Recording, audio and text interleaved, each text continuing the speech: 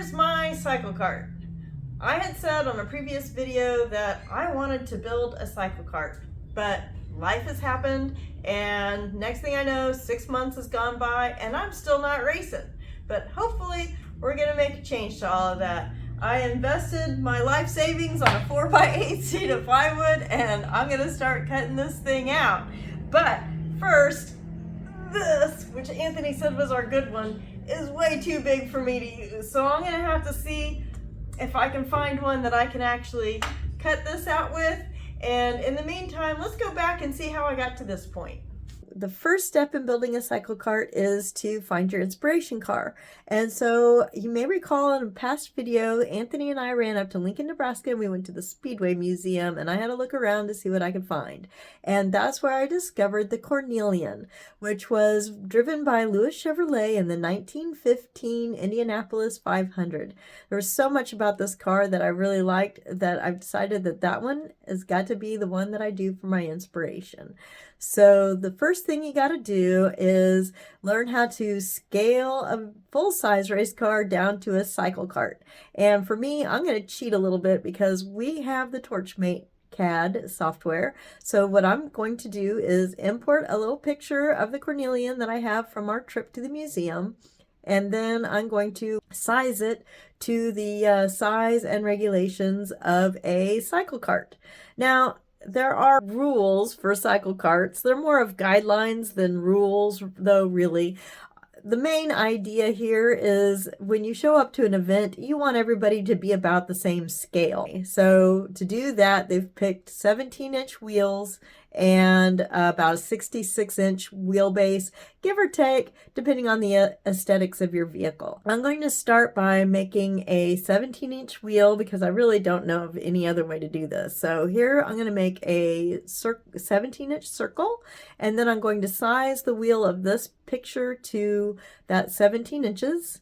And then I'm going to draw out my wheelbase of 66, give or take. I can already tell that for the size of the Cornelian, 66 isn't going to be able to work and fit into scale. So I'm going to go 70 here, and then we'll see how that works.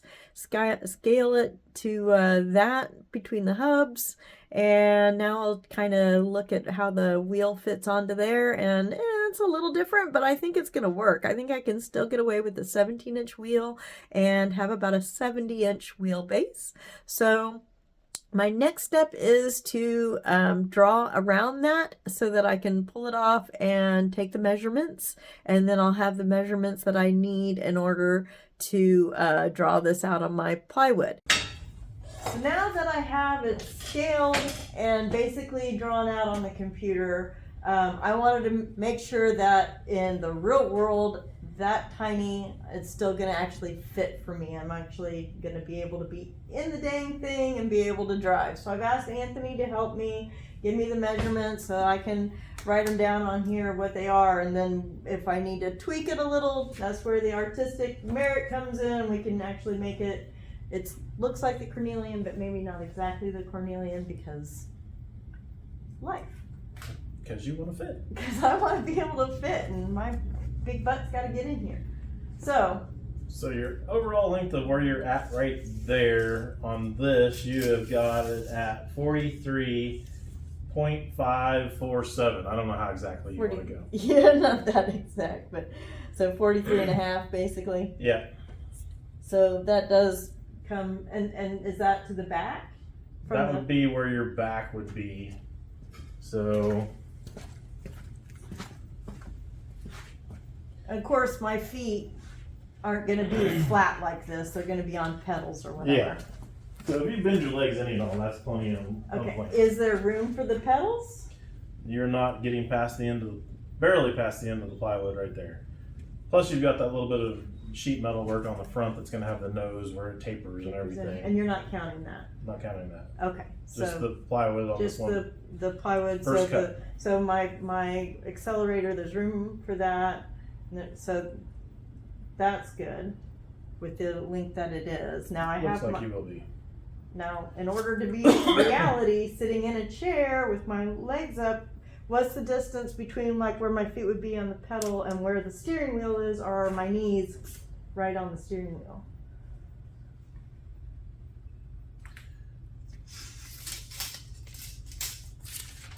You're at about 27 inches to 28 inches, give or take, somewhere in that neighborhood of from this edge to the steering wheel.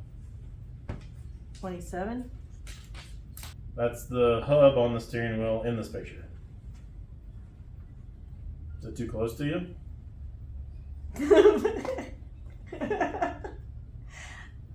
I can steer. It's just like when you drive your car, Grandma. Yeah, maybe we need to give me a little bit more on that. What did you say that length is? I had it as 27. So I need to maybe stretch that a little bit to be. I'm guessing you're gonna have to stretch the cockpit area some. Okay. How much from the steering wheel hub to the back wall is there in that drawing? 16 inches, give or take. From the steering to. From where I was just measuring on the steering wheel to Which the was back the of hub? the back of the seat. Yeah. Yeah, that's where I'm gonna need to make that bigger. The cockpit definitely needs to be. Yep. Bigger. And then keep the dimensions relatively. Sorry, you're looking at the back of my head while we're having this conversation. I apologize. And then keep the dimensions relatively the same.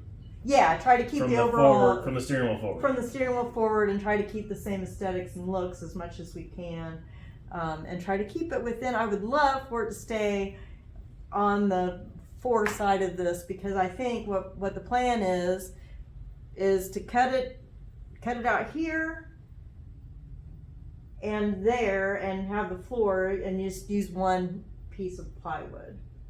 So now I also need to know how wide my floor needs to be. At least 22.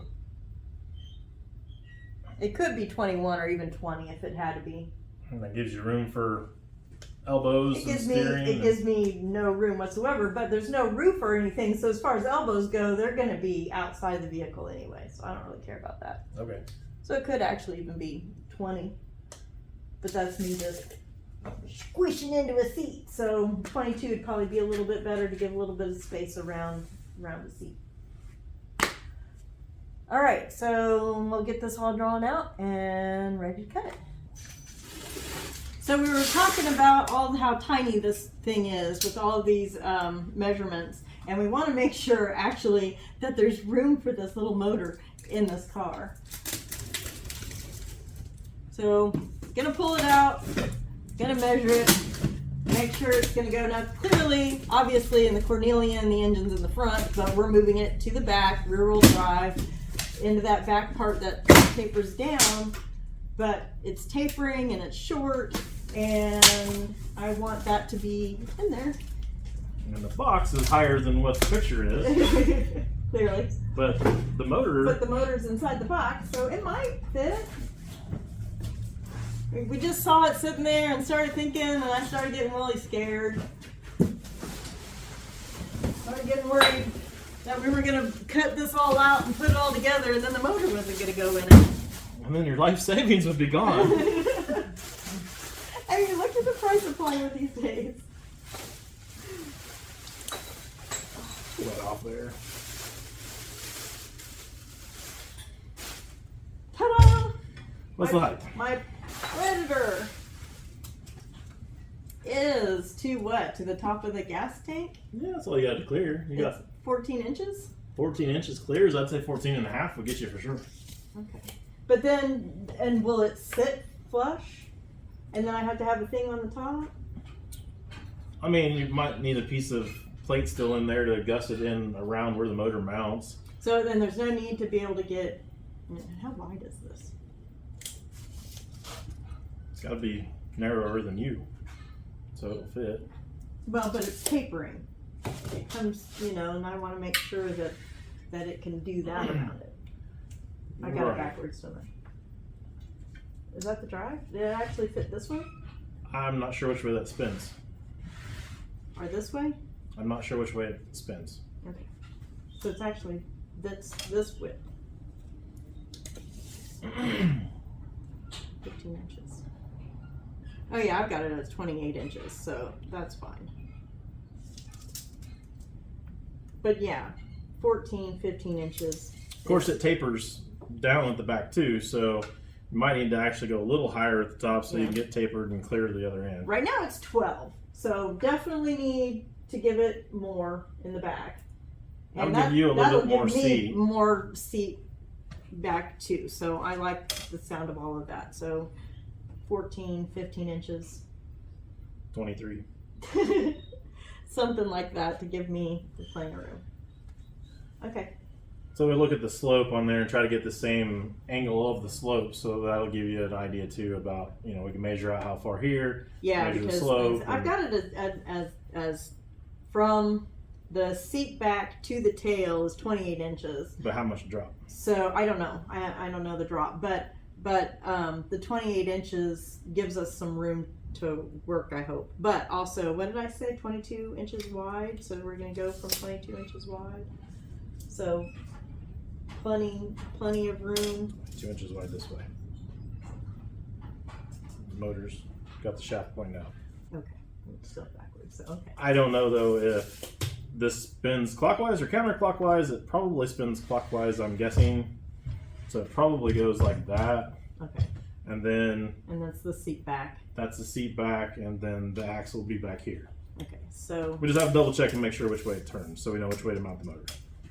So my 22, plenty of room as far as that to have whatever we need going on to get to the axle.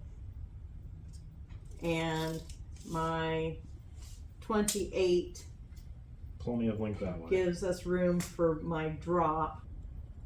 Anyways, long story short, you should be good. I should be good. I think, though, because of a drop happening, we might want to go ahead and go 16 up rather than the 14 or 15, just to make sure that if got it's the right that slope higher, on the back. that it's going. But we'll double check that. You guys don't need to know that, but I'll figure that out.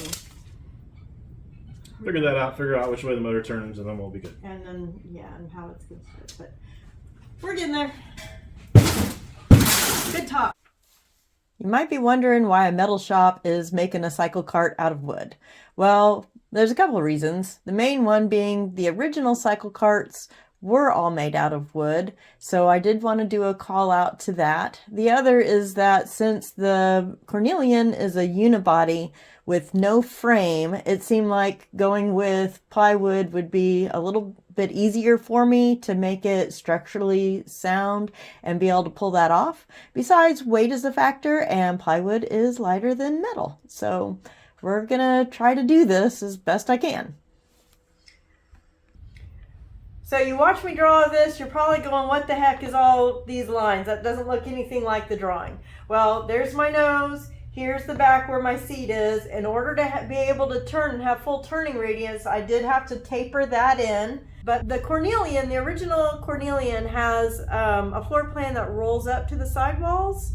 So I'm actually going to try to bend the plywood to roll it up to the sides the way that the Cornelian did with the metal. Never done it before. I've seen it on YouTube, so I'm going to give it a try by scoring this and then gently rolling it up, and then I'll be able to do it on that side, and then that's going to give me my floor and my side walls. Fingers crossed it doesn't break, and this goes like it's planned. All right, I got a fence up. Turns out this is the best one that we have for a reason, so I am going to have to deal with the big heavy one that I can't hardly move. We've got a little battery powered one, but the batteries die as soon as you start to actually cut, so you know, that's pretty much useless. But I'm hoping, since it's just basically keeping it straight and pushing it through this and keeping it up against this, I'll be able to do it. So we'll see what happens. Oh, and also, I don't have this set to cut all the way through. It's cutting almost all the way through. So I'm hoping that this weight out here as I cut through doesn't cause it to crash and burn.